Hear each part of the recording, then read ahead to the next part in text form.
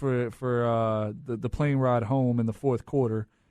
Come on, man. Let's talk about something else. Don't waste my time with this. Well, here's the question. Here's the $64 question. Do the Lakers? I'm sorry. Do the Fighting Kobe's actually have a chance? Do they keep the game within 10 points? They keep within 10. What? Within the first 2 minutes? Right offense to have a fighting chance. Yeah, I'd say the first 2 or 3 minutes they'll keep it within 10 points. I don't know. They can keep it close. No, they can keep it. They can keep it close.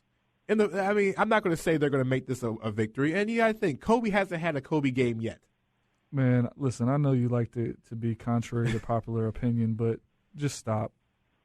Okay, here's a question, Danny. What do you consider close? Because I'm not within 10. That's what his words 10. Were. Within 10. Okay, within 10. No, I mean, were you hitting up a blunt before the show or something? Like, I'm telling dang, you, man. I'm telling you, man. Listen. For the first 2 or 3 minutes of the game, yeah, I think they have a great shot at keeping it under 10. Well, Golden State's a 17.5-point favorite tonight. Do they cover the spread at least? Yes. Yep. Here's the thing. If Golden State deploys their small ball lineup with Draymond Green at center for even 2 minutes, they might score 30 points. I mean, that unit alone is averaging 157 points per 100 possessions this season, and they haven't played that much together. That's ridiculous. You can't guard them. I mean, to be fair, that lineup can't be deployed against every single team. Yeah, you can't use that all the time. Sure. And Paul and I were talking about this during break. The Clippers have a relatively small lineup out there, or they did, and we kind of compared it a little bit to the Warriors. But again, maybe that's a trend that the Warriors are starting to set, that more teams are going to have to go to that small ball lineup with a more traditional power forward, 3 combo playing center some. Well, here's what this is going to look like? Mm-hmm. This is going to look like the NCAA tournament when the 1 seed plays the 16 seed. That's exactly what it feels like. That's a good comparison. It's going to start out in the first 2 minutes like, oh, wow, they're down by 4. Then it's going to be a 10-point run, followed by a 20-point run. Then they're going to be up by 30 at halftime. We all know how this story goes. Sorry. That's just the way it's going to be. And Uncle Byron isn't going to change anything, and he's not going to do anything about it. Well, before we head into the top of the hour, you know what? We've talked the last couple of days about, last couple of shows about college basketball. This is Marc specialty. So, Paul, lead off with some of the college basketball stuff so Marc can take care of it. Yeah, I was saying, Marc, we got a couple tournaments and things coming up. What is the key thing that you're watching for? What do you really have for us that we need to know about coming up this week for college basketball? Man, with the tournaments, it's like you have to be on top of it. I mean, if you really have to be on top of it because it's a lot of upsets that's happening.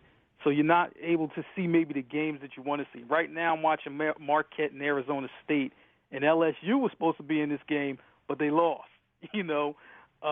So, I mean, with the tournaments, you just have to watch. It is some key games coming up, however, that will go on. You could start with Gonzaga at Washington. That's at noon on ESPN2 tomorrow. I know some people are off of work, or get off early. Sabonis' son, Arvydas Sabonis' son, Domantas Sabonis, he's a center just like his dad, and he plays old school just like his dad. Not when his dad came to the NBA and fired off threes.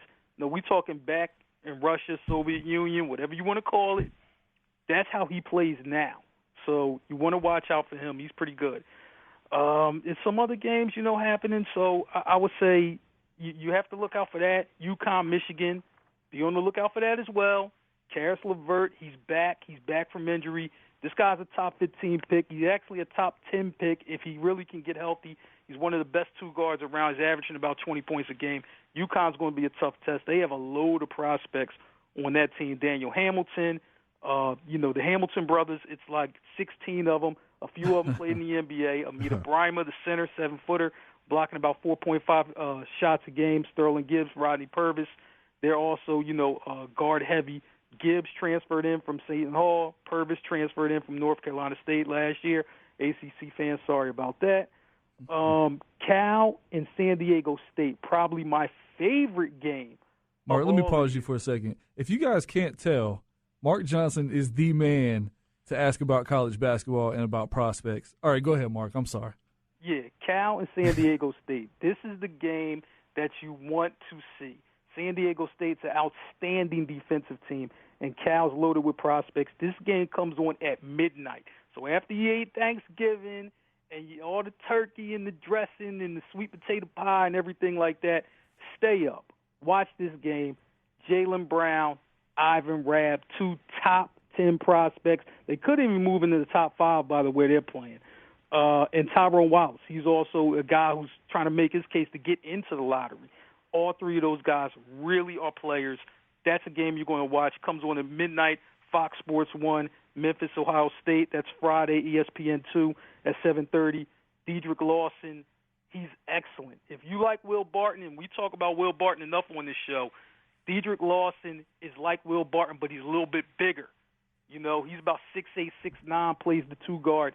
You're going to like him. Wisconsin, Oklahoma, that's Sunday at 2:30. So while you're getting your football fix in, if the NFL, guess what? Hop over to ESPN 2, check Wisconsin, Oklahoma. Buddy Hield, the best shooter in the entire draft, you know, plays for Oklahoma. You're going to like him. But those are the 5 games that I'm looking at. The tournaments are going to be crazy. A lot of prospects. You just have to keep up with it. I'm trying to keep up with it myself. And one more thing before I end on this college basketball note. No, Sheck Diallo is not eligible yet. People been asking me this all week. Mark, when's he going to get eligible? I don't know. The NCAA, stop holding this thing up. You know, this guy can play, man. Get him on the court or just let him declare for the draft right now. But do something. Don't hold him up like this. Come on. Get it together, y'all. All right, Mark, real quick. What do you make of the way that the Miami Hurricanes have started this season? I know that they're, you know, one of those middle-of-the-pack teams in the ACC. Woo! Are they on fire? And that guard play is going to give teams – they're going to give people nightmares all night.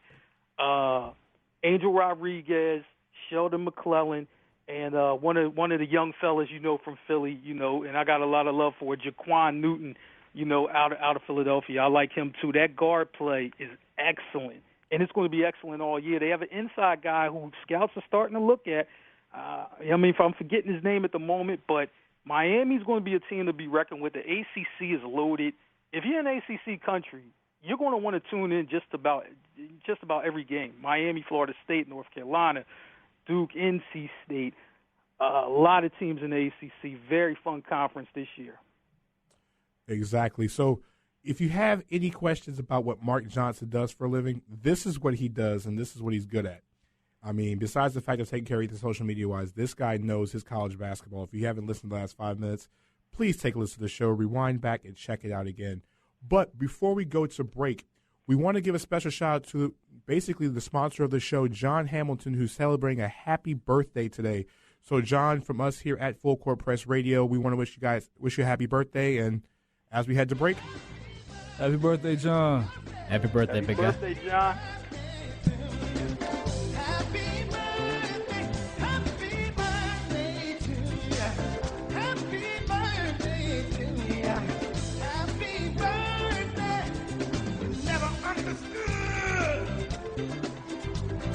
Someone who stands